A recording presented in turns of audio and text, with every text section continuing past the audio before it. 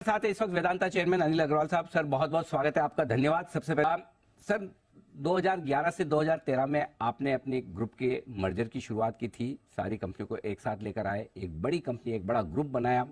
अब आपने नवंबर 2021 से शुरुआत की कि डी मर्जर किया जाए। उस समय सक्सेसफुल नहीं हुआ, शायद आपने प्लान वापस लिया, लेकिन अब आप इस डी मर्जर के साथ आगे बढ़ रहे हैं। सबसे पहले जानना हम ये चाहते हैं कि क्या वजह है आप इस वक्त डी मर्जर करने के बारे में सोच रहे हैं, इससे क्या फायदा होगा? बड़ी बात है कि हिंदुस्तान पूरी दुनिया पे छाया हुआ है जी। और जो यहाँ ग्रोथ है, डबल डिजिट ग्रोथ, वो और दुनिया में कहीं नहीं है। कंजम्पशन बढ़ रहे हैं, लोअर मिडिल क्लास में आ रहे हैं। तो उसको देखते हुए हमारा जो वेदांता में जो प्रोडक्ट है वो इंपोर्ट सब्स्टिट्यूट है, जो कि हम इंपोर्ट आज के दिन $400 बिलियन हिंदुस्तान में करते हैं। वो ही हम यहाँ बनाने की कोशिश की और हमने उसको लेके आए। एक टाइम था कि सबको साथ में करना था, क्योंकि साथ में करने में एक उसमें हिम्मत रहती है। आज टाइम आ गया है कि प्योर प्ले का जमाना है। पूरी दुनिया में जो हमारे जो प्रोडक्ट हैं वो इंडिविजुअल प्रोडक्ट की कंपनियां ही हैं, और आज उसको जो नेचुरल पोजीशन है उसको उस पोजीशन पर लेके आना पड़ेगा। तो हमने डीमर्जर, जैसे आप देखेंगे कि ऑयल एंड गैस है, हम ही बनाते हैं। मेरे हिसाब से कुछ भी आप बात करें, लेकिन ऑयल के दाम बढ़ेंगे, ऑयल के दाम 120 तक भी जा सकते हैं। इस हालातों में हम ऑयल एंड गैस के प्रोडक्शन को डबल करना चाहते हैं। हमने पहले भी बोला है, उसके लिए अगर हम इंडिपेंडेंट कंपनी कर देते हैं तो उसमें लोगों की भागीदारी भी आएगी, एक्सपर्ट्स भी आएंगे, शेयर होल्डर भी नए आएंगे। और ये सेक्टर ऐसा है कि हिंदुस्तान में सबसे ज्यादा इंपॉर्टेंट है। हमारे पास एल्युमिनियम है, जो लार्जेस्ट एल्युमिनियम जो कि दुनिया का है, चाइना को छोड़कर। और हम चाहते हैं कि इसको भी प्योर प्ले के हिसाब से एल्युमिनियम को लेके आए। कॉपर सबसे इंपॉर्टेंट है। और ये सारी बातें जो मैं बता रहा हूँ, आज के जो ट्रांजिशन रिन्यूएबल एनर्जी की बात है, वो ये सारे प्रोडक्ट बहुत जरूरी हैं। इसको भागीदारी होगी इन सारे प्रोडक्टों की। तो एल्युमिनियम, कॉपर 1 मिलियन टन हमारा कॉपर होगा। जाम्बिया में हमारे पास सबसे बढ़िया रिजर्व है। हमारे पास कॉपर स्मेल्टर यहाँ पे है जो खुलने वाला है। हमारे पास मिडिल ईस्ट में एसेट है। सिल्वर हम बनाते हैं, जिंक बनाते हैं, silver largest producer of silver होने वाले हैं। हमारे पास रिसाइकलिंग का मटेरियल इतना है। आज आप कोरिया जिंक देखेंगे तो कोरिया जिंक का इतना जबरदस्त भाव है, मल्टीपल है, क्योंकि हम रिसाइकलिंग का जमाना है आज। और हमारे पास सबसे ज्यादा डिपॉजिट टेलिंग और हमारे पास रिसोर्सेज है रिसाइकलिंग के। तो ये सब कंपनियां जो है, आयरन स्टील है, इन कंपनियों को हम अलग कर रहे हैं। तो हमारे शेयर होल्डरों को फायदा होगा कि किसके पास एक शेयर है तो उसको 6 शेयर मिल जाते हैं जी। और 6 शेयरों का, ईच शेयरों का अगर आप देखेंगे तो जो वैल्यू है वो एक एक शेयर की उतनी वैल्यू हो जाती है कैलकुलेशन करने से, जो कि आज पूरी कंपनी की मिलाकर है। तो अग्रवाल साहब, आप ये कह रहे हैं कि अभी वेदांता का मार्केट कैप लगभग 80,000 करोड़ का है। डीमर्जर होने के बाद शेयर होल्डर्स के लिए जो वैल्यू अनलॉकिंग होगी, क्या वो इससे दुगुनी प्राइस की हो सकती है? अलग अलग 6 कंपनियों जब लिस्ट हो जाए तो क्या 1.5 लाख 2 लाख करोड़ तक का वैल्यूएशन हो सकता है? इससे भी जब अगर आप देखेंगे, मैं तो खाली मैं कोई अथॉरिटी नहीं हूं, लेकिन मैं जो मार्केट को देखता हूं तो कॉपर की कोई भी कंपनी है वो $20 बिलियन से कम की नहीं है। ऑयल एंड गैस की कंपनी आप देख लें, $15-20 बिलियन से नीचे कोई कंपनी नहीं है। आप जिंक की कंपनी देख लें, उसी रेंज में है। आप सिल्वर की कंपनी देख लें, वो उसी रेंज की है। हर कंपनी की वैल्यू है।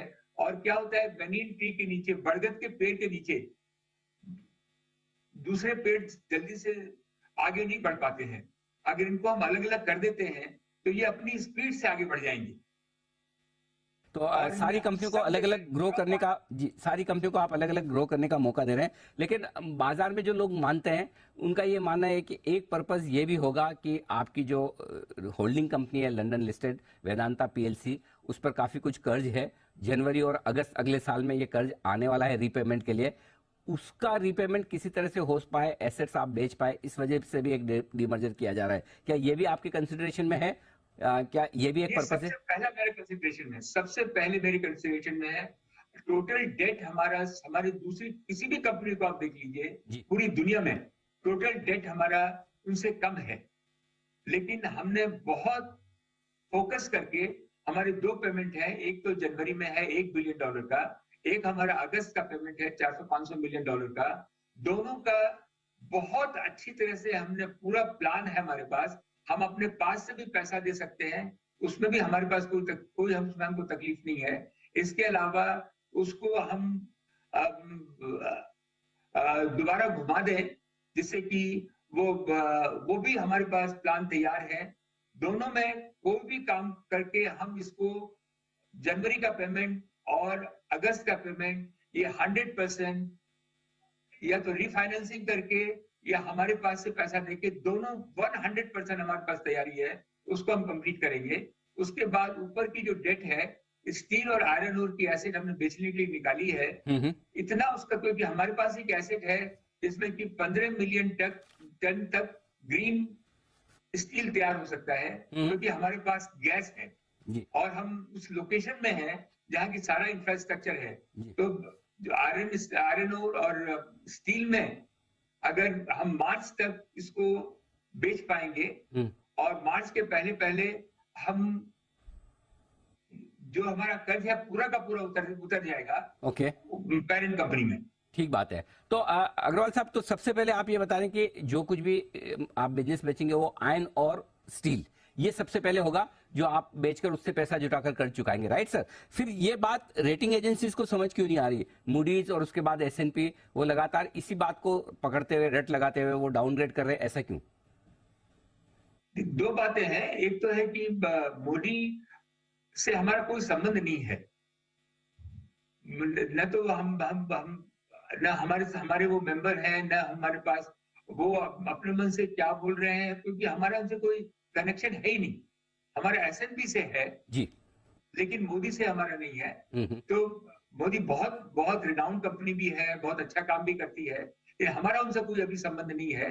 और हमें नहीं लगता है, हिंदुस्तान जो है वो आगे बढ़ रहा है, हिंदुस्तान पे लोगों को कई बार विश्वास नहीं होता है, लेकिन आज पूरी दुनिया में अगर आप बात करेंगे, कोई आप मैगजीन उठा के देख लीजिए, चाहे वो इकोनॉमिस्ट हो, वॉल स्ट्रीट हो, FT हो, ऐसा कोई दिन नहीं जाता है जबकि वो हिंदुस्तान खुल रहा है, चाइना +1 है, ट्रिमेंडस अपॉर्चुनिटी है, स्थायी सरकार है, इसको लेकर बातें नहीं हो रही हैं। लेकिन हमारी जो लेगेसी है 10-20 साल की, उसमें लोगों को विश्वास नहीं होता है, लेकिन आने वाले दिनों में सबको ये विश्वास है कि ऐसा होगा।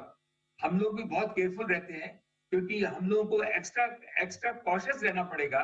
हम लोगों को अपनी क्रेडिबिलिटी दिखाने के लिए, काम करने के लिए, डिलीवरी करने के लिए, मेरे को ऐसी कोई उम्मीद, कहीं कोई ऐसा मेरे को शक नहीं है कि हम उसमें खरे उतरेंगे।